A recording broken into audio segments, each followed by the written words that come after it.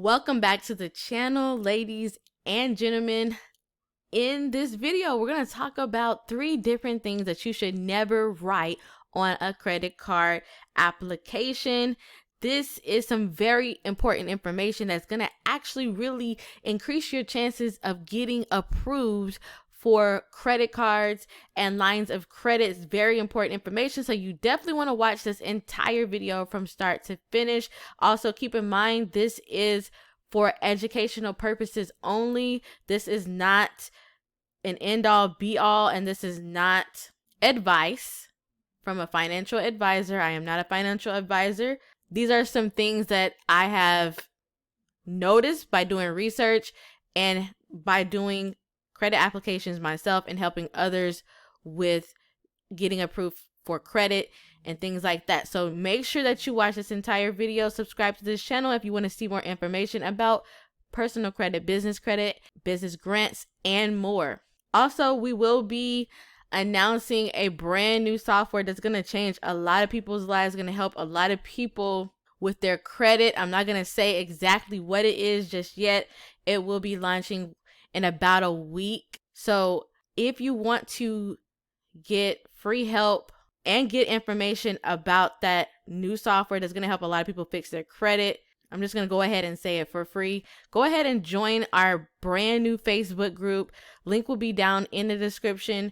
You're going to be able to ask questions about credit, business credit, and personal credit in this brand new Facebook group. So go ahead and join that group right now. Make sure that you come back to this video and watch this video.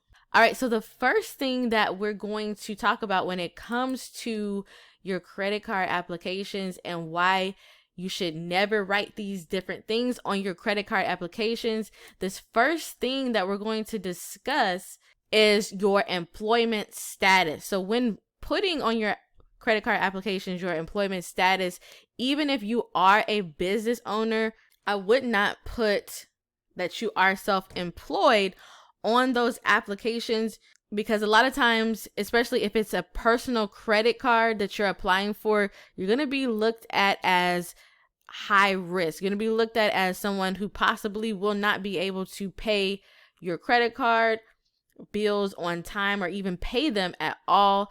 So even if you are a business owner, I would go ahead and put employed, because technically you are employed by your own business. So if you have a company, an LLC or an S Corp, C Corp, whatever you may have, technically you are employed by that business. Even though it is your business, you're still employed by a company. So in order to increase your chances of being approved for credit, you would go ahead and put employed instead of self-employed, and make sure that you put the name of your company, and also make sure that you put, if they ask for the address, make sure that you put the correct address. Make sure you don't put a home address as well, because if you put a home address for your company address where you work, that's going to look suspicious, and that's going to trigger a red flag in their system, and that's possibly going to get you denied. So you definitely want to make sure, if you are self-employed or if you have a business,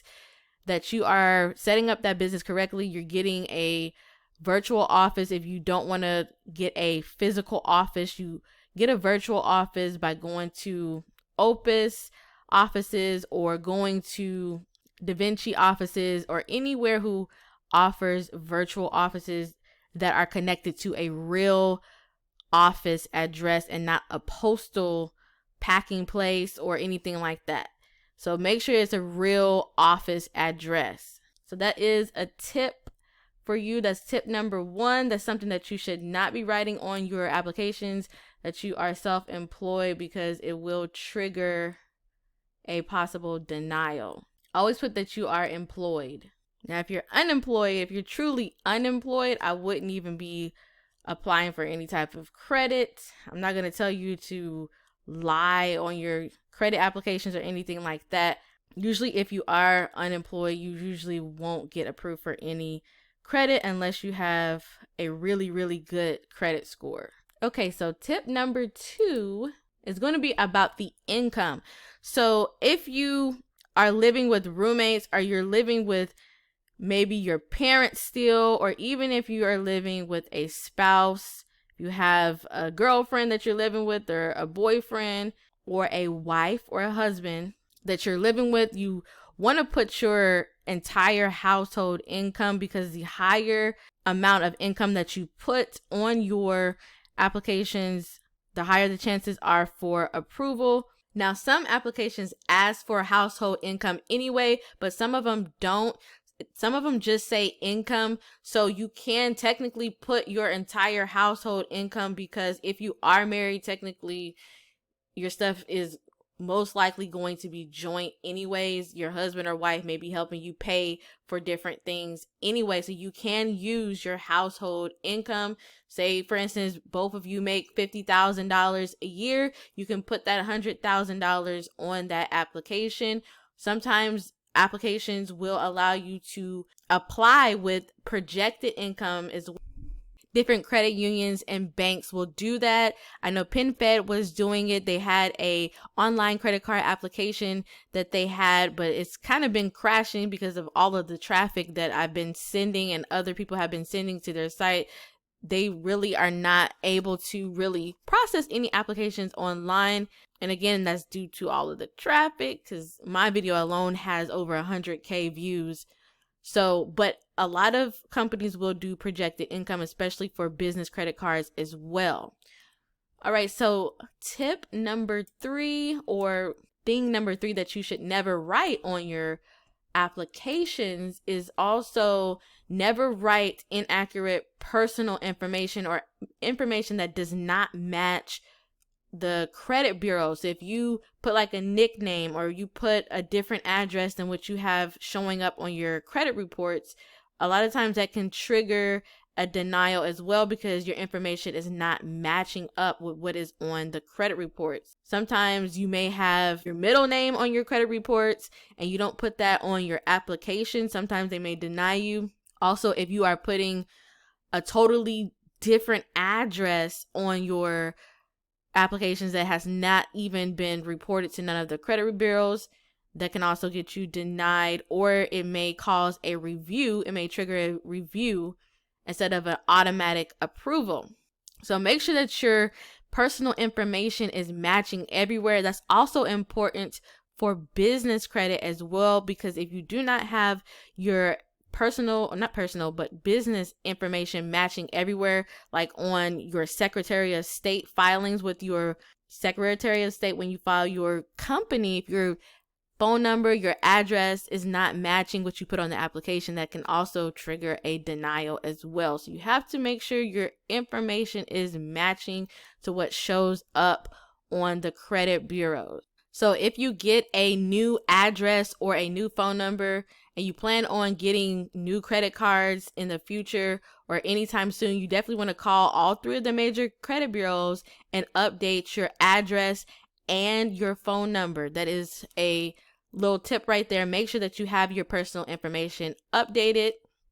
And then here's another tip. So here's a second tip. Another tip that could work is if you freeze some of the third-party credit bureaus. So if you freeze like Nexus, Lexus, and ARS and SageStream and all of those other third-party credit bureaus, a lot of the times, if you freeze those bureaus, you can block out old information, because a lot of these credit card companies will actually secretly go check, especially Lexus, Nexus, and get information about you. They'll pull those credit reports, as well as maybe TransUnion, Equifax, or Experian, and sometimes they pull all 3, or sometimes they pull 2.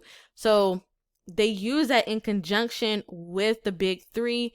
And if there's something that is not on the big 3, but it's on Lexus, Nexus, that can cause you to be denied as well. You also want to pull those reports, especially that Lexus, Nexus, because Lexus, Nexus has a lot of information that we wouldn't even think that they have on us. I pulled mine and they had 141 or maybe 150 pages worth of information on me, and I was shocked. So you definitely want to go check that out and make sure that you go dispute with Lexus, Nexus as well.